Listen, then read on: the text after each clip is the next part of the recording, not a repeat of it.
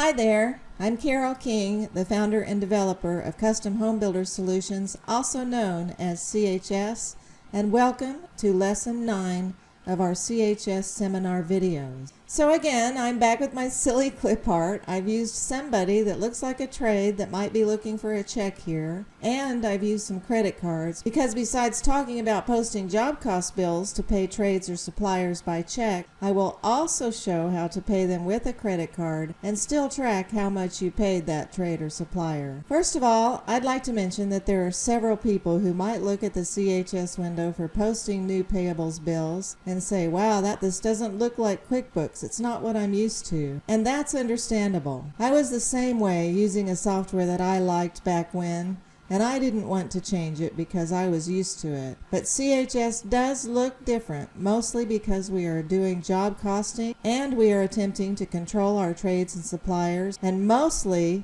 that we don't want to enter a bill more than once. We don't want to enter a bill again and again on spreadsheets to get job cost variance reports or general liability audit reports, or to come up with draw requests for cost plus types of draws. And we don't want to run around to all the file cabinets trying to figure out if or what we already paid the trade or supplier and to see if the bill we are posting will cause an overage on our budget. And we want to be able to communicate on screen with the project manager, the big boss, or with the trade or supplier about any discrepancies, etc. And maybe we'd like to do a deduction for general liability or workers' comp insurance that has expired, and do it right on the same payables window. Or maybe we want to backcharge another trade or supplier for damages they caused that we are currently paying this bill for, and so much more. So let's take a look at it and see if you agree with me that having the features that we have on the CHS new payables window makes your job actually so much easier. Okay, here we are on the main menu for CHS, and we're going to be getting to posting new payables job costs in just a second. But first I wanted to go over a couple of things if you've been watching the previous seminars. I clicked this to open the active jobs dashboard, and I selected our job that we've been working on in the various seminars. And then I clicked to open the budget because I wanted to make a couple of changes to the budget after looking at the ECC, just because this is a demo company and I can. What I did was change the roofing budget to match the vendor bid that we had received, because I wanted to do that playing like the bid was before we received it, which meant I needed to change and set the price to $513,000. Then I marked it, used the tools that we've seen before to mark it all up so that we probably come to within a penny, the marked up column for our fixed price contract. But what I wanted to mention here, before we start entering bills and we got the job going, etc., this budget actually probably should be locked, so that nobody else can come in here and start making changes like I did. So I clicked this lock or unlock budget, and I'm going to lock it. It says, is it okay? Then it takes a person with top level permission to come in here and unlock this budget. If I click on that roofing again, let me find it here. If I click on it, I can open things about it and look at things about it, but I can't actually click in these fields to start changing things because it is locked. You can get a top-level permission person to help you unlock that, but I was deciding that would be a good idea. Then from the jobs dashboard, I opened the estimated cost at completion, and it has changed just a little from maybe what we saw in previous videos because of the change I made to the budget for roofing. So just wanted to let you know that. Now, we did post an actual cost in a previous seminar. It was just one thing. It was for $3,400, but it could possibly be a whole bunch of things. So I wanted to show you a little trick on the ECC. I can do actual costs, and by doing exclamation point equals means not equal to 0, and I'll do a search. And so all I see is the rows with actual costs, which there's only one of them. But if I did a results report right here, I would just see a list of that. Now here's another trick in the field search. If you want to just see everything that's going over or under, you could do not equal to 0 right there and do a search. And then you just see there are things that are not equal to 0. In other words, they're going over or under. And the total of those would be this over-under amount. So if I did a results report, and I could just see just the ones that were causing overage and under, and you can see a great big underage on slab contract, which we're about to work on.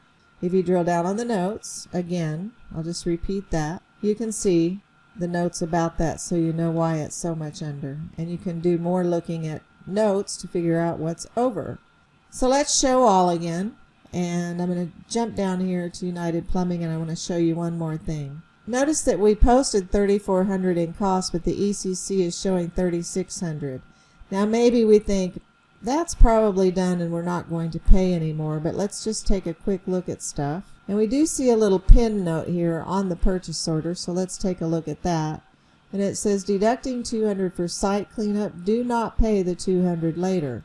That means we will not be paying the other $200. Let's check mark the $3,400 that it's done, the actual costs that are posted, so it's under budget by $200 and outstanding to pay is only $3,400, which is the amount of the bill that we haven't posted yet to pay. Just wanted to point that out because we are going to come back to this screen after we post a couple of actual job cost bills to take a look at what happened to the ECC. So let's get with it. Let's go home. So over here under Post New Payables and Charges is where you would be posting bills. You do have some options to post from purchase order, which I demonstrated a little bit in the last video. I'm going to do this one from scratch, but if I did from purchase orders, just real quickly we could glance at that to review something. Let's say we're looking at Loveman 2. We just want to take a look at the purchase orders that are out there. Maybe we just want to glance at what PO work has been marked as done. Only open POs because we're about to pay bills. PO work done. So all of these here are the ones that have been marked and check marked, as we saw, as work done, and they're still open. And I could create bills by using this link, and it would go fill everything in with the PO and ready to post the bill. But we're going to do it from scratch so we can talk about all of that. So I'm going to click from scratch. The first thing that you will be asked for is who you will be posting the bill to. So I'm going to select Big Buck because I have some bills from Big Buck, or I just want to pay them because their work is done on the slab contract. Right away, it showed me that I have written some notes about general liability and workers' comp expired. I could have some other notes about Big Buck. And I'm going to create a job-related bill.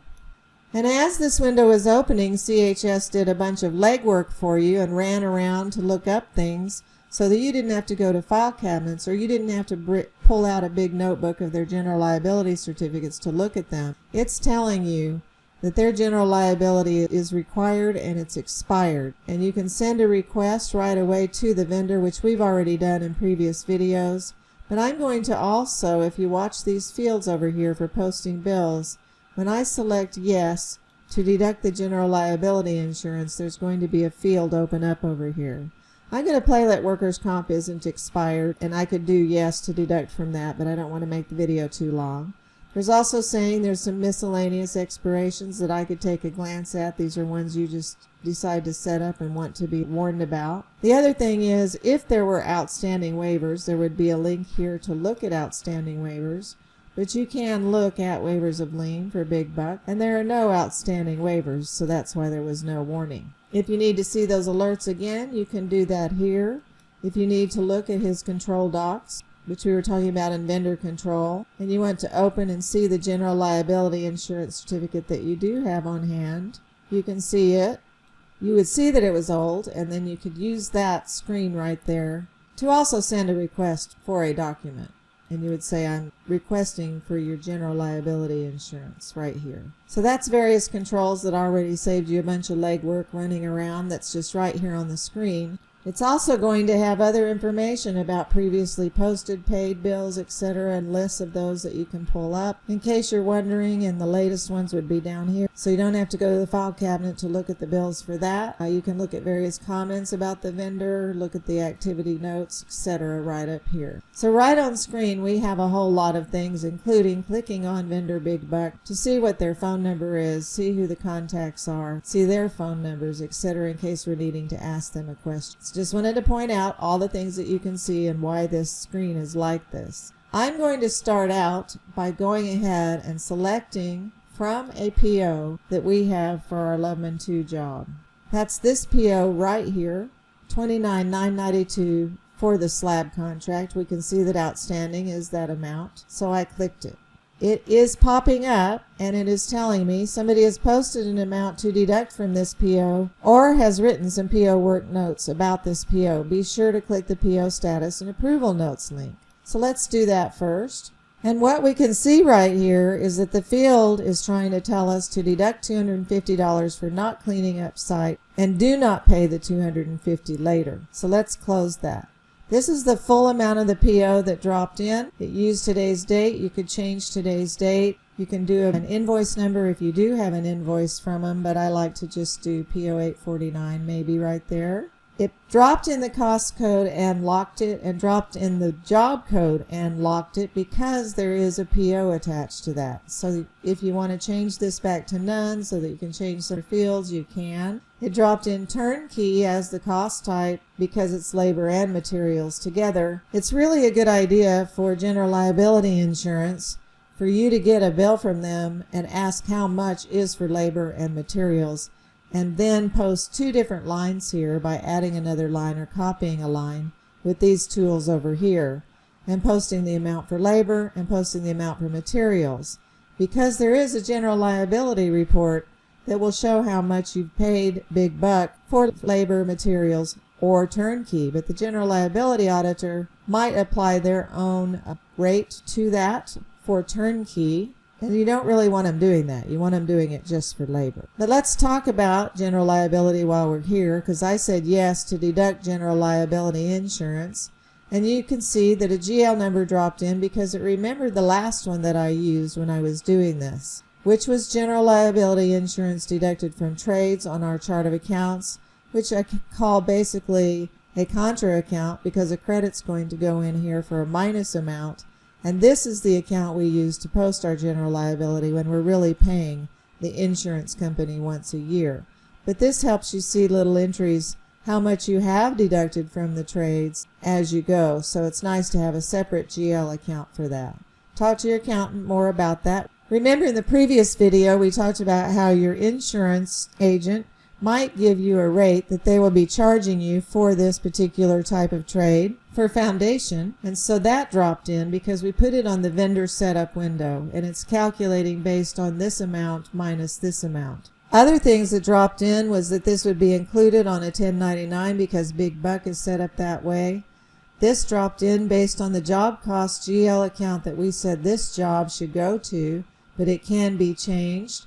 The department dropped in based on the job. A markup percent dropped in, and that really has a lot to do with cost plus markup percent contracts that you're doing, because each bill will get marked with a markup percent that CHS goes out and looks to the job budget and the cost code for the job and drops in a markup percent to attach to this bill, because cost plus draw requests marked up are based on a marked up amount for each one of these bills. So you should pay attention to that in case you are not wanting to do this markup percent when you do the markup percent draw. You could change the markup percent right here if you like. Also, if I had put in a tax rate here, two entries will be posted by CHS, one for sales tax and one for this amount. And the entry that CHS will post will be one for sales tax marked with the cost type of sales tax, because if the homeowner or home buyer calls to ask for a report of sales tax that's been paid for job costs, you can simply ask for a report for just records that have the cost type of sales tax on it. So CHS will post two records if there is a sales tax rate in here. If there's a sales tax on it, you would put the rate in here. Like if I put 8 1/4, which I'll take away here in just a minute because this doesn't have sales tax on it, you can start seeing the amount of the sales tax down here. You can start seeing a liability insurance deducted and the net due. But let's put that back to 0. But what I'm going to do, because of the note that I got about 250, is I'm going to copy this line. You can see that this one is also attached to the PO, but what I'm going to do right here is I'm going to do minus 250. And I'm going to say deduct for site cleanup, just so that we have a record of what's really happening in case the vendor ever asks us. We're going to have a record of this deduction for site cleanup. So that makes sense, right? Okay, well, we have another thing that we might want to do, and I'm going to do a plus button. I noticed when I dropped down for the POs that there were some more, and I have a bill in hand. So I'll look at the POs again, and I'll start typing Loveman. So I just see those, and I see that there's additional for soil conditions, and let's play like we have the bill for that. So let's just put that in. And I'd like to show you that this one says budgeted PO, and this one says variance PO.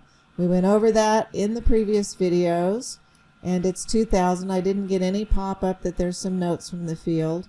So I'm just going to say PO 850 here. For my invoice number, you can put in your own. So now we have 3 lines that we're going to be posting that total to all of this, and insurance keeps getting deducted because I have yes for insurance deduction. Now I'm going to do one more line because we're paying him for everything. We did see when we drilled down. We have various things that we can drill down right here to tell us about stuff. One is POs versus costs, basically, for this vendor and for this job. And we can see that we have a change order PO for $4,600, a variance site condition PO, and various things. And we can see that these have all been marked as work done by the field, etc. So there's a way to drill down to take a look at what's going on with the POs for Big Buck for that particular job. We also can look at the ECC for this cost code and for Loveman and see where it's at, that it's under budget by $45.20 because they agreed to pay the less, and you could drill down on the notes to see that, like we did on the ECC, about why it's so much under. It's just information the bookkeeper can have. They can look at the total estimated cost at completion and drill down on that also. Notice how this is giving us a red exclamation point because there is a cost code here that dropped in because of the vendor, but there's no job, and that's what it will tell you if you click it. The H job means there is no job. You can think of that as your house job because every entry needs a job, and if you do quick bills, just the H will be put in there for you, etc. Let's do one more PO instead of typing everything in. And let's do that change order PO for the patio that we've been talking about in previous videos. Now you can see by having purchase orders that everything gets filled in for me, except for maybe the invoice number, and maybe I want to change the date, or maybe there's something about the amount. But notice now we have 25% as our markup percent, and that is because change orders are associated with each job. If I hover over it, you see that down there. Click on the exclamation point. It says this is either attached to a PO with the type change order or change orders were found for the job. If a change order PO is attached, CHS has supplied the markup percent based on the difference between the change order cost and the change order price for the change order. It is a good idea to attach purchase orders to change order lines when creating change orders. That is the only way CHS can compare the estimated cost of a change order to actual costs or supply a markup percent based on the change order markup. If a PO is not attached to this record, CHS has supplied the markup percent based on any markup for the cost code on the job budget. You should review the change orders by clicking the ECC hyperlink, then drill down to the change orders to decide what the markup should be. If we hadn't had a PO for this but we were entering the bill, we could see the ECC. We could also see that there is a change order. Drill down to it, we can see the estimated cost and the price and do a little math. Well, it says resulting markup 25%. I'm sorry, you don't need to do a little math. So we'll go with the 25% on this for the markup if we include this in a cost plus markup draw request. Although this is a fixed job, so we probably won't be doing that. But anyway, that's why that's here. So you can see, wouldn't you agree, that all of these fields are preparing for all sorts of other reports that we might be wanting to get. And all of these fields, because of cost codes and job codes, will be affecting the estimated cost at completion, will be affecting variance cost approval reports, will be affecting general liability audit reports, and causing you to be able to collect some money ahead of time for somebody who's expired insurance. Now I want to mention one more field here since I mentioned most of the fields, but there's a quantity field here. Usually you will leave a 1 and put in your amount, but maybe you do have on your bill some quantity and a unit price and you'd rather use that. But what I use the quantity field for quite often in my own case, because I'm not even a home builder, is that maybe I'm putting so much of my utility bills to my business and so much to personal. So to personal, I might put 70%, so I use a 0.7 right here. Then I copy it and do a 0.3 and put that to my business, so I have two lines. Various things. Maybe you've gotten something for sanitary toilets, but it's for 3 or 4 different jobs, so you want to split it into fourths, maybe 4 different jobs. So you might be putting a 0.25 and the amount of the bill and doing it and copying it down 4 times and changing the job. So the quantity is really handy for various things like splitting costs between jobs. So let's do a couple of other things. Let's do an attachment to give a copy of the bill to this record, so that when the field is approving the bills, they can see it. I'll upload a photo or a PDF. I'm going to go back to Roberts, and I'm going to go to Loveman 2, and I'm going to do Big Buck Invoice and upload it. And I will change the title, Big Buck Invoice for Slab Loveman 2. The reason I make sure I change the title is because this will land in the file cabinet of all of our uploads, and I'd like to understand what it really is for. So I'll close that. And I'll click the paperclip icon that's there now to make sure I did upload the right thing, and you can see that it is an invoice $29,992 that the field can look at if they want to. The other thing is I want to make a quick comment to the field, and I'm going to send it to George Brown because he's the builder on this job, and I'm going to say I have deducted, and I'll save that. I have deducted the $250 for site cleanup. Then I could send it. George would get an email about it, but this is mainly what I'm doing is wanting this comment to show up when George is approving the bills. Now, because I'm doing a video, this all seems to take a lot longer than it actually normally does, but I wanted to tell you about everything. So you can see how you might be zipping through all of this, selecting POs, doing stuff about it, reading some notes if you get some notice about it. Here's another thing that can save you from running around or posting something additional. Maybe let's say we're paying somebody for something that got damaged out in the field. Maybe we're paying somebody else, not this big buck. And we want to back charge somebody else. I'll show you what happens if I say yes. Say I'm back charging somebody for all of this slab contract, which I won't do. But I can select who I would be back charging right here from all of my vendors. I just start typing and it'll go there. And I put in a back charge amount. If I hover over it, it says enter a positive number.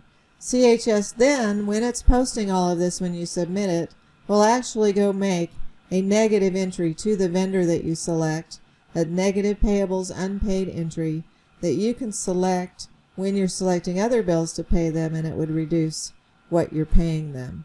Then I'm going to say no here. I'm not doing that. So I think you can see a lot of the tools that are here.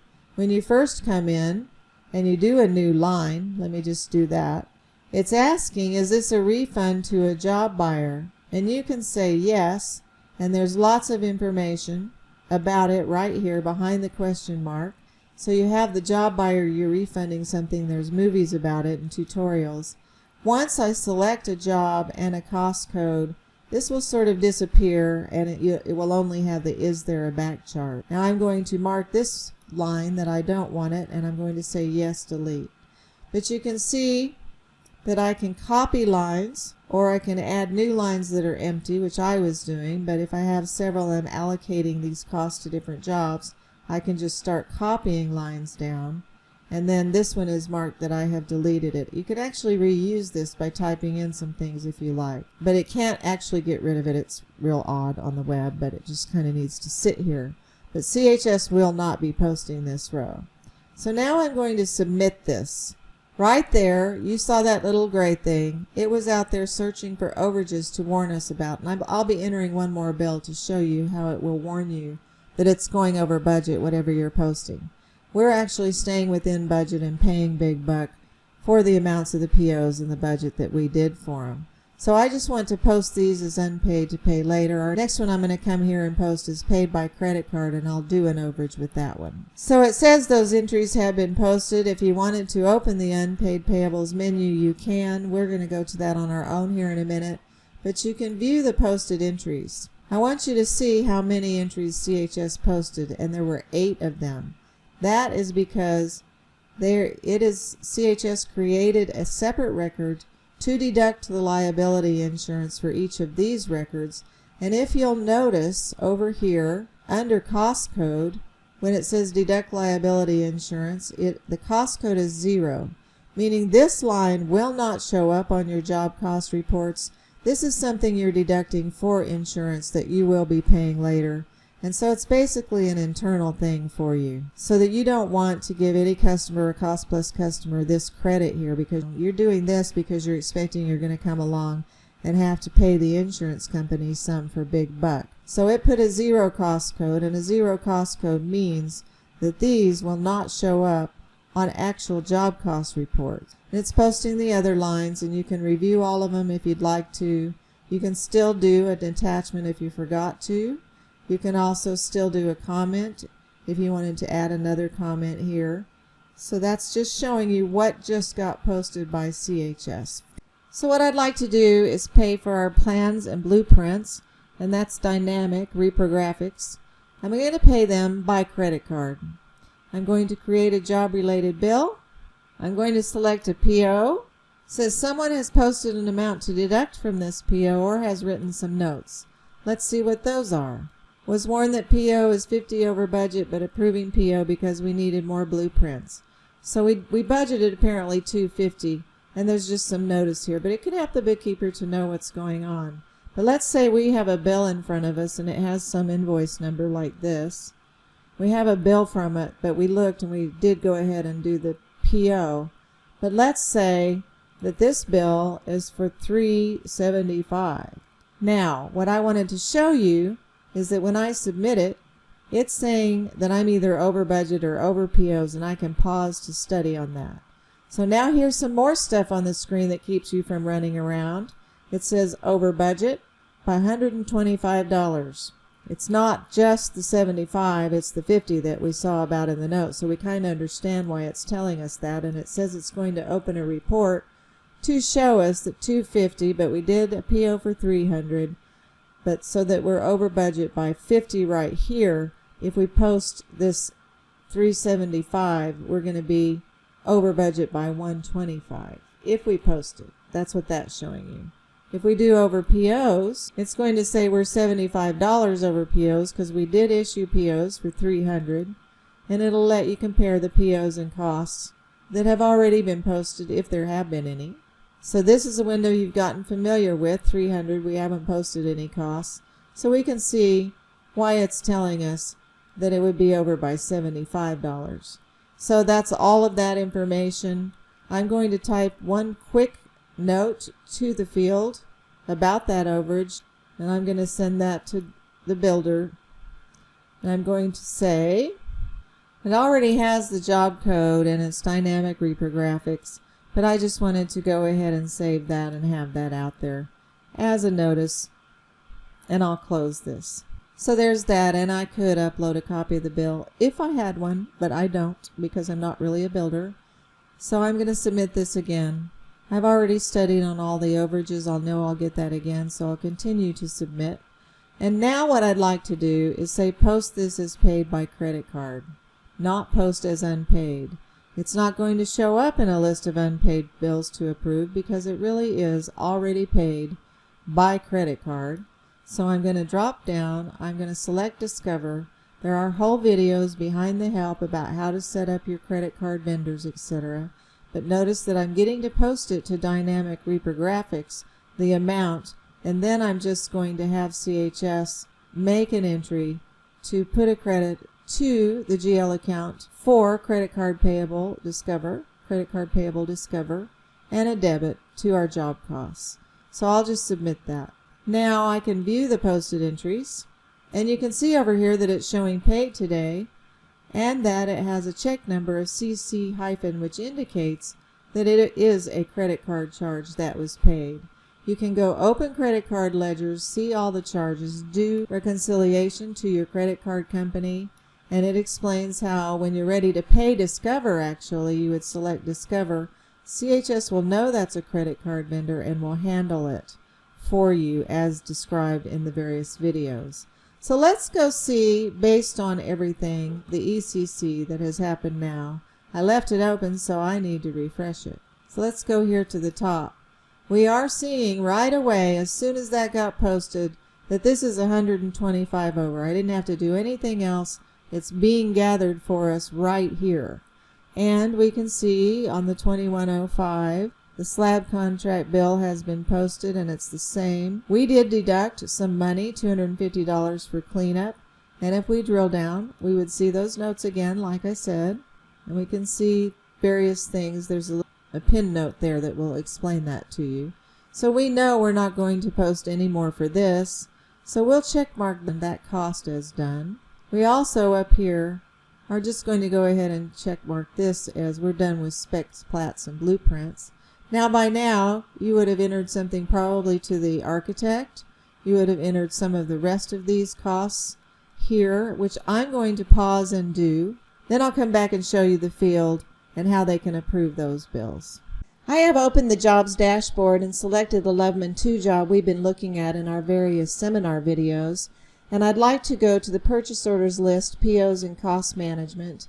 And I put in, because of our weekly meeting, I know that we are through stage 2 of the job. Watch previous seminar videos to understand that better. I'm going to click the POs and cost management where we've been before. Now we posted spec plats blueprints just a minute ago and went over by 75, and you can see here's the PO amount, here's the actual cost, which you can drill down on and look at in the $75 over the PO.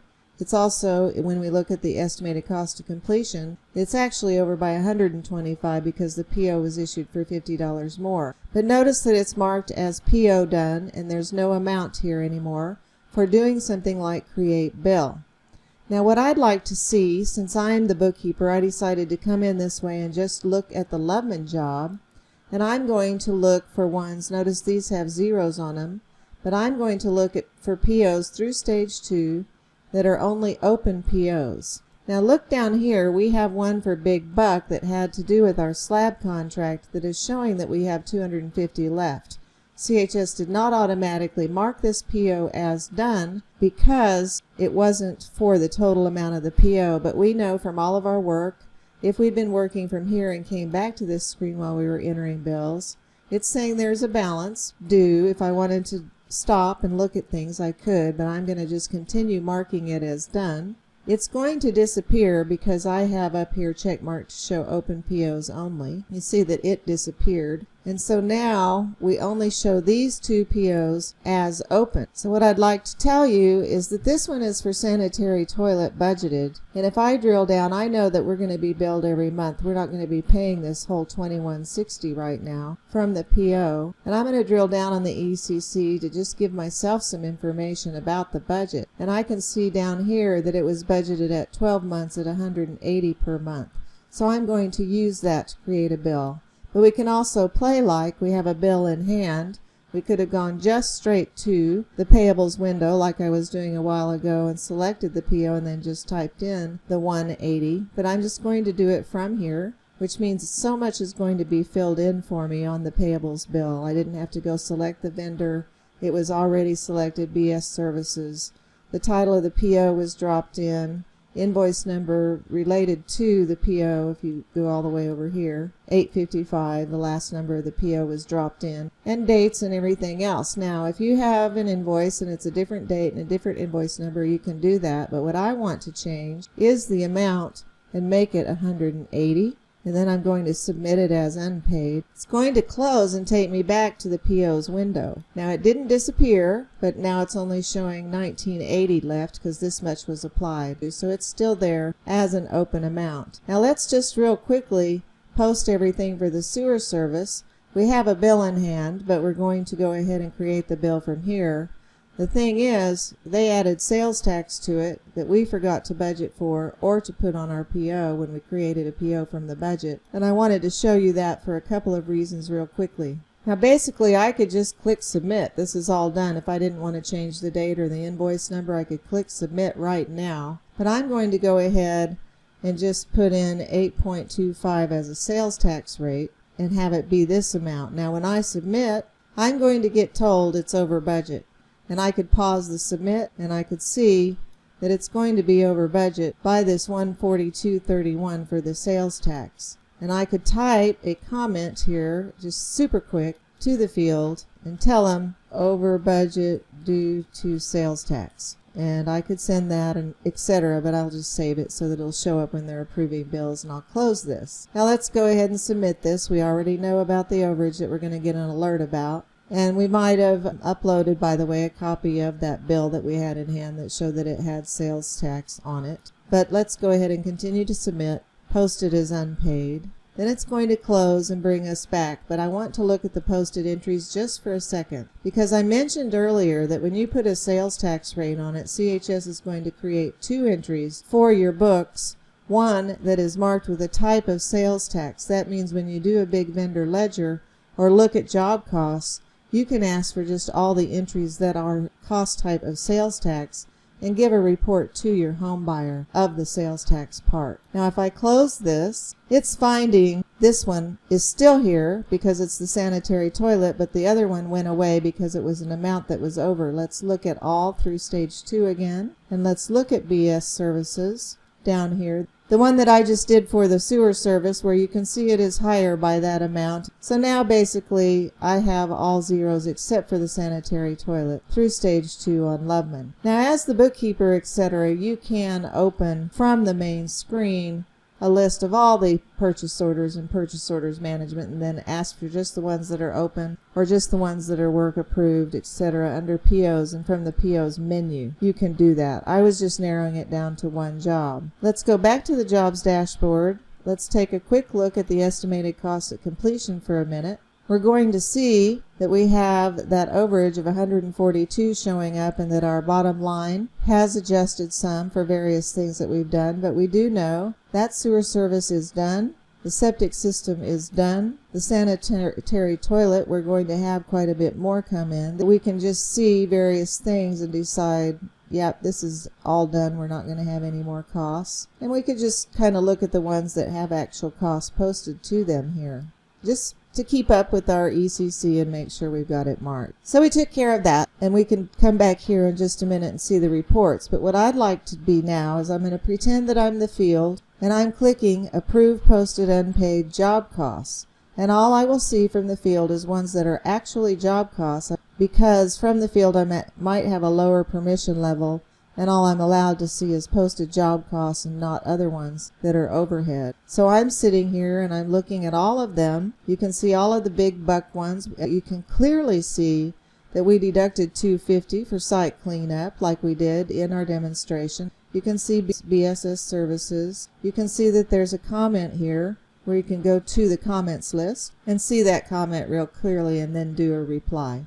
Now also notice that we did, I believe, upload one bill, because I really don't have a stack of bills, but the field can see that bill from Big Buck if they like while they're trying to approve. The field can also drill down on the current ECC.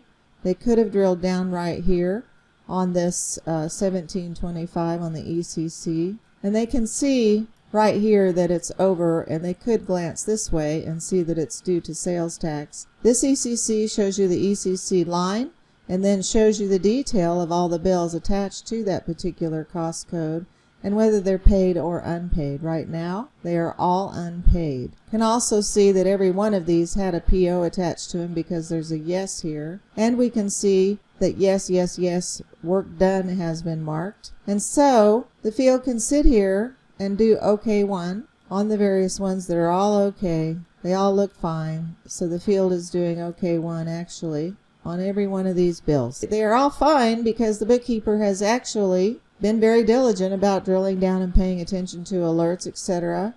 And we're going to go ahead and agree to pay all these because we have information from the bookkeeper behind green comments and all kinds of things. So I'll save the check marks and close that. But you can see how neat that is. You could also do a quick report of various things of the unpaid bills and see them printed out like that if you like.